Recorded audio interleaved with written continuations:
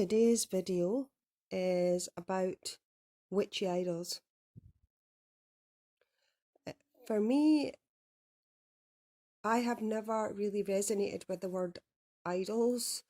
Even in statue formation, I have always referred to certain people that I look up to as everyday people that I maybe give thanks to or feel like I want to light a gratitude candle or something for them. Regards witchy idols, I've never had any witchy idols. Growing up, I didn't even relate to witches in cartoons or anything like that, even although you wouldn't class them as idols. They would be more like interests or inspirational beings, figures, characters. Some of my biggest inspirational people were never people I idolized, and they were never actually witch idols. They were people that are ancestors, my ancestors, some of which I never met, because obviously going back in time was way before my time. But reading up on some of those people, I have a real respect and a real connection with regards to those people. I think that idolization in any genre, subgenre, environment, place can be overrated. I'm not saying that some people that have that type of connection with a person or a character is a bad thing, but it's just never been for me. You know, I have never looked at a person and completely idolized them.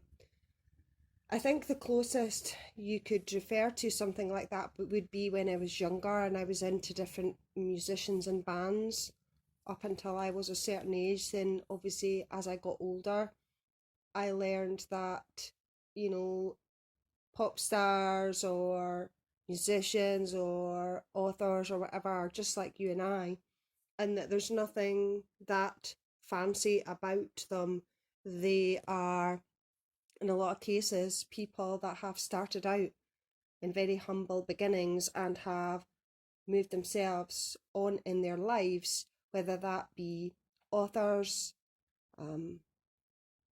writers, people that have done amazing things in their life, and they have just been fortunate to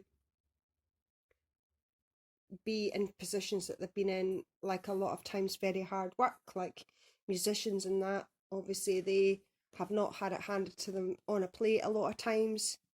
They've had to fight for that platform to express themselves.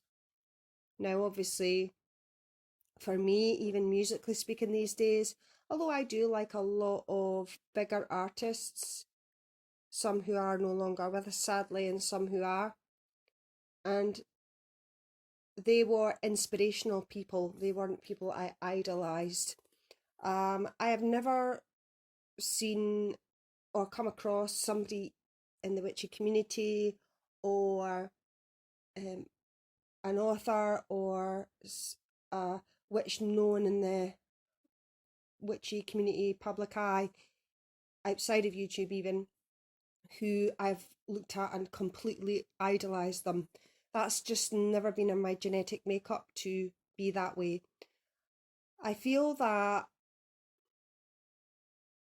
there's such a fine line between idolisation and utter gratitude and thanks, because, you know, somebody's writing, somebody's poem, somebody's written work, somebody's story could touch a person so profoundly that it has that knock-on impact on your life. And for me, some artists, some writers, creative people, for example, Jim Henson, for example, Brian Froud, those people were highly influential in my life, particularly as a youngster growing up, particularly where I grew up, on the northeast coast. When I was younger, those people touched my life in a way that changed me. By that I mean, the first time I saw some of the characters and creatures that Jim Henson created, I was in awe. I was like, oh my gosh, it's like something out of my head, like somebody had taken a character out of my head and put it on the TV. It was like, oh my gosh, I'm not the only one that has this weird and wonderful, imaginative way of thinking about the world. And that changed me as a child because I looked up to those people, not in an idolization way, but in a, wow, you inspire me, you entertain me, you make me feel like I should embrace my own creativities and the things I enjoy, which is writing. It was people like Brian Froud that introduced me to all these amazing characters and creatures that he came up with and that Wendy Froud came up with. And I was like in awe, I was like, oh my gosh. It wasn't an idolization thing though. Like I say, it was a inspirational type of feeling. In the witchy community, there's been many famous witches. There's many witches that are really, really well known in the community, and I have never idolized anybody. There's been people that I thought, wow, they are really inspirational in the way they think, the way that they are putting certain things across, the way they're trying to help other people on the witchy path, particularly people coming in new into the path, where they have become that inspirational figure for other people. Now, I think with regards to in the witchy community anyway, there have been people in the community that I've really resonated with or thought, wow, that's amazing, or well, that's a really unique way of looking at things, or I like the way they think outside the box, because I'm a little bit like that myself. When I first started my YouTube channel, I was kind of scared to be myself 100% because I thought people would think I was just this really weird, wacky Scottish witch that was a bit out there. I mean, when you grow up in a very, very small fishing village and, you go to even a city 20 miles up the road from you and it's like super busy and got lots of things going on, even for a day or something like that, it was such a change. And I would say that the best thing that my parents decided when I was young was to move to the fishing village of Ferryden because it opened my mind. It made me grow and tap into my imagination. Like I would walk along the lighthouse road and listen to the sea and hear the tide, coming in and out. In the evening, I could hear the hustle bustle going on of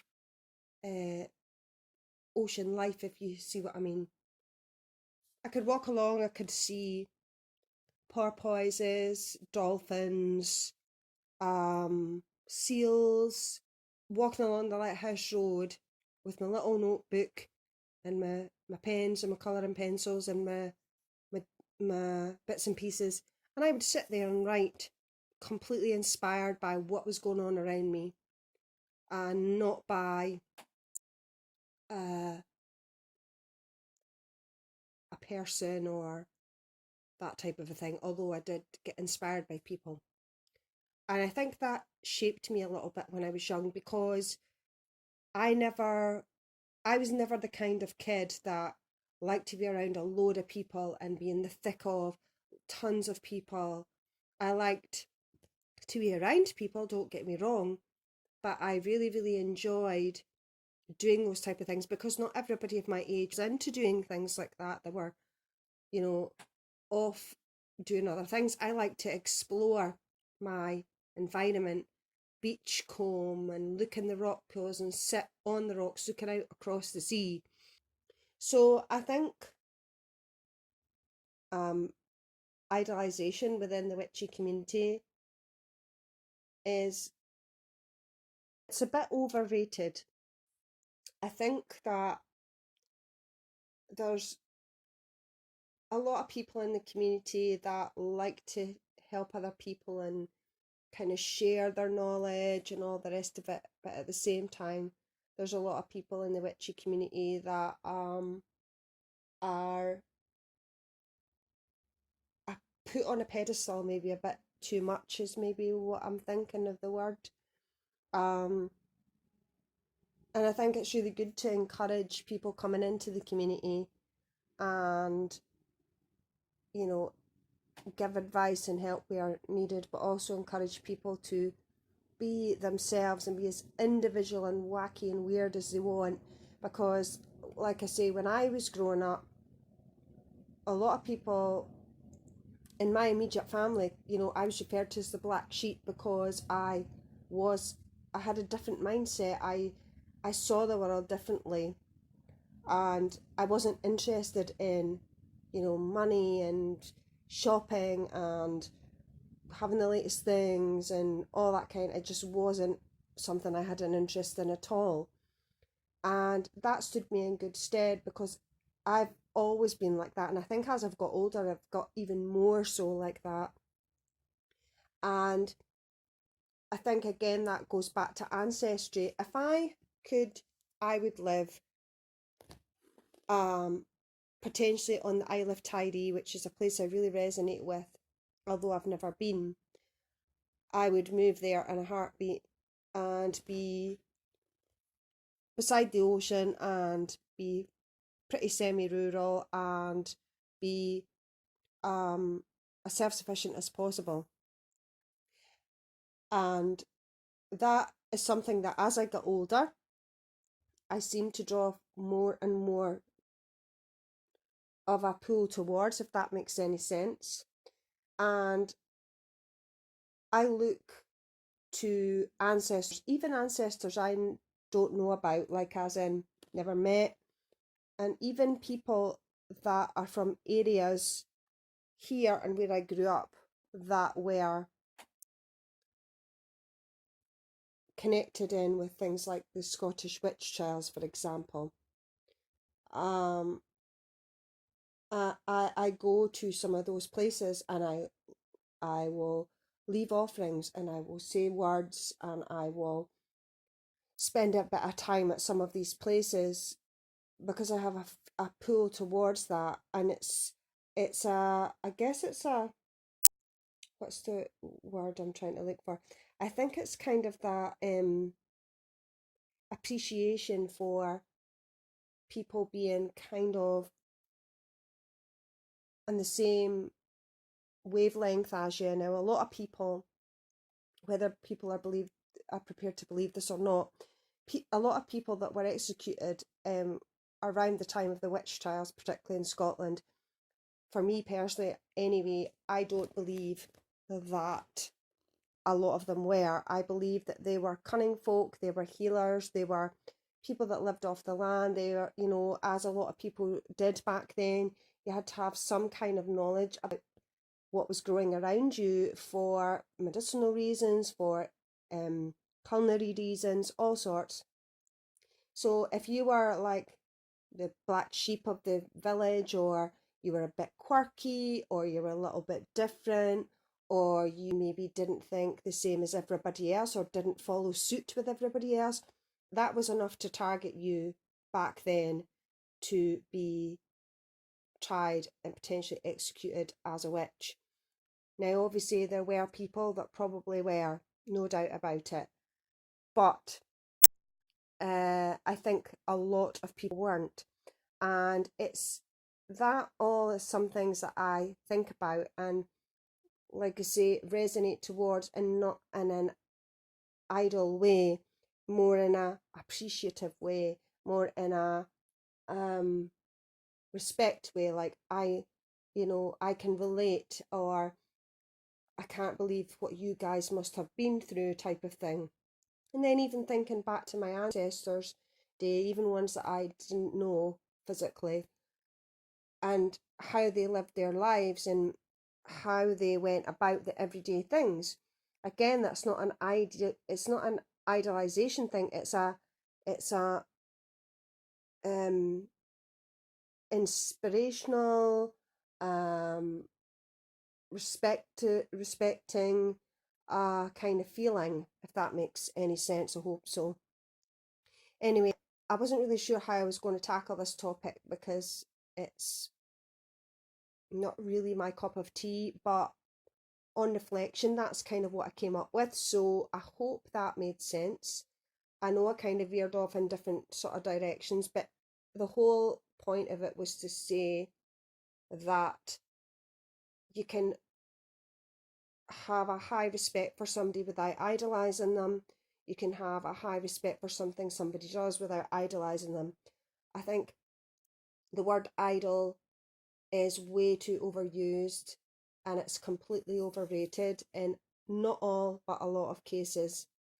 Anyway, I'll leave it for now here. I hope you guys enjoyed, and I will catch you guys next week. Lots of love. Bye.